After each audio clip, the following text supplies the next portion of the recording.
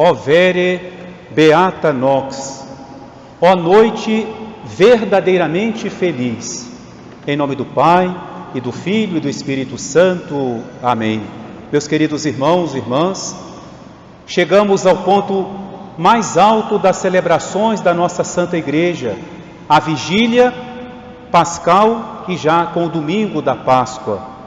Essa noite, nós vemos na liturgia, a Igreja quer resumir toda a história da nossa salvação. São Paulo nos diz que em Cristo tudo é recapitulado, tudo é restaurado.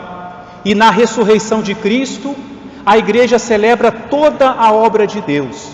Nessa noite nós celebramos a criação do mundo, foi a primeira leitura. Faça-se a luz, porque a luz verdadeira é Cristo. Nesta noite nós celebramos a história da nossa salvação do povo escolhido de Deus. Lembramos nessa noite, a noite que o povo saiu do Egito. Lembramos também nessa noite, aquela outra noite em que o povo atravessou o rio, o Mar Vermelho, deixando para trás o Egito e vendo na praia mortos aqueles que os perseguiam. Nesta noite a Igreja lembra toda a aliança que Deus fez com o seu povo no Antigo Testamento, mas sobretudo, nessa noite nós celebramos a grande vitória de Cristo. Nessa noite nós celebramos a resposta de Deus. Quando Jesus estava na cruz, os seus inimigos o desafiaram dizendo: se tu és o Filho de Deus, desce da cruz, dá-nos uma prova da tua divindade. E Jesus não desceu da cruz, porque não era essa a prova que Deus ia dar. Jesus não ia descer da cruz, Jesus ia sair da sepultura, Jesus ia voltar da morte, que parecia que o estava vencendo. Ó vere beata nox, ó noite verdadeiramente feliz, em que a Igreja convida-nos agora para renovar o nosso coração na alegria da graça que Cristo nos traz. E para nós refletirmos nessa noite, e de uma maneira muito breve pela extensão da própria cerimônia, eu queria convidá-los a refletirmos sobre dois encontros que estão relacionados com esta noite. Dois encontros e um desencontro. O primeiro encontro, que aconteceu da sexta para o sábado, que a liturgia nos lembra hoje no ofício divino, que é algo tão belo, e que talvez nós não reflitamos muito nisso, e por isso quis fazer essa reflexão com vocês. O encontro de Jesus com Adão. Adão não tinha entrado no céu ainda, o céu estava fechado. Jesus é que vai abrir as portas do céu na sua ascensão. Ele vai ingressar no céu, levando, como diz São Paulo, todo o cativeiro, todos aqueles que estavam cativos e que ele libertou. Onde que estava Adão? Estava naquele local que nós chamávamos limbo dos pais, que não existe mais, porque agora já não é mais necessário.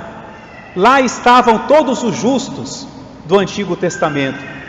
O primeiro que lá chegou foi Abel, e depois uma sucessão de santos que esperavam o Salvador. Depois foi Adão.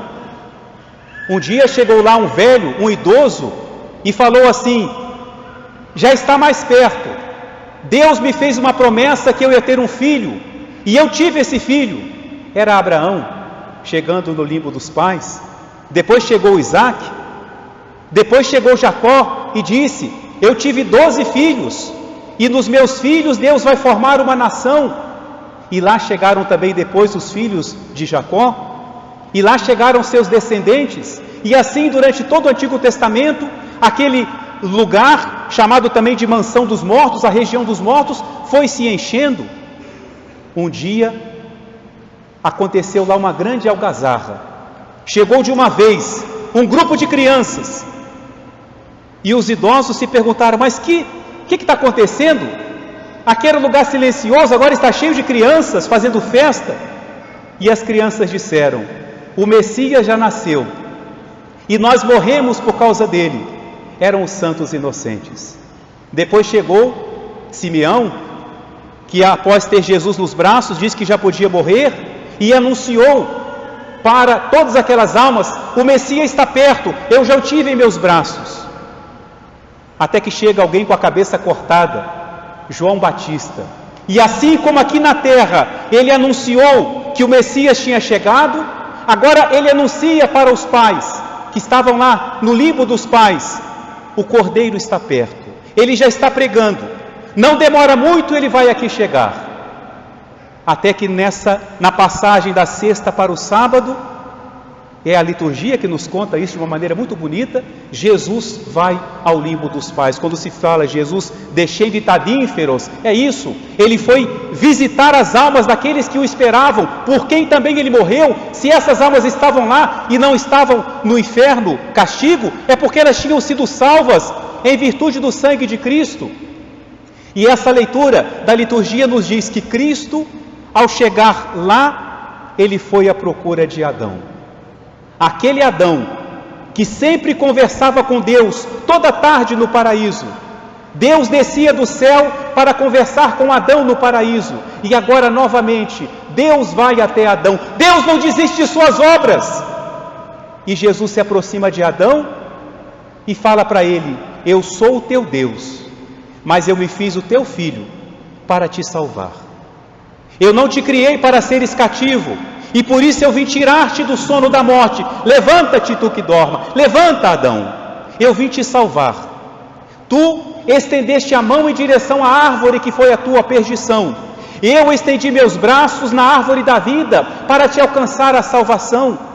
Tu no jardim pecaste. Eu sofri a minha paixão num jardim fui sepultado para te trazer a vida. Levanta-te, Adão. Eu não te fiz para seres cativo.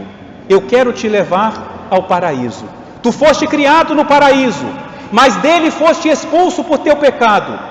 Pois eu assumi sobre mim o teu pecado, e hoje eu venho te resgatar, porque o teu lugar é no paraíso, e é para lá que eu quero te conduzir.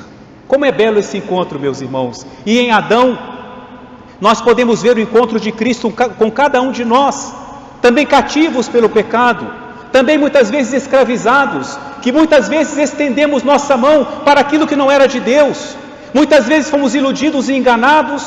Hoje Cristo vem até nós e nos diz: eu sou o teu Deus, mas eu me fiz o teu irmão, e eu venho te estender a mão. Olha para a minha mão, ela tem uma chaga, porque por mais que eu não conserve todas as feridas que me fizeste, estas 5 eu quis conservar, para apresentá-las sempre a meu Pai, intercedendo por todos vós.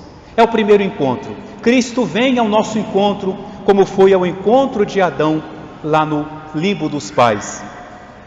Agora o desencontro, antes de falar do segundo encontro.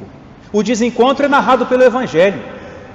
As 2 Marias, olhem bem esse detalhe, as 2 Marias. Estamos acostumados a falar 3 Marias, mas hoje são 2. Elas vão ao sepulcro. Jesus morreu no final da sexta-feira. O dia judaico começa às 6 horas da tarde. Então, e além de ser a Páscoa, era sábado. As 2 datas tinham se coincidido naquele ano. Então, não puderam preparar o corpo de Jesus com todo o cuidado que elas gostariam. Fizeram às pressas e sepultaram Jesus ali perto. Mas aquelas mulheres, cuidadosas de Jesus como eram, elas o serviam. Elas pensaram: depois que passar o sábado, nós vamos lá e vamos terminar de preparar o corpo dele. Que gesto bonito, que gesto lindo. Elas queriam embalsamar o corpo de Jesus. Mas o que é embalsamar um corpo? É prepará-lo para que ele não se corrompa.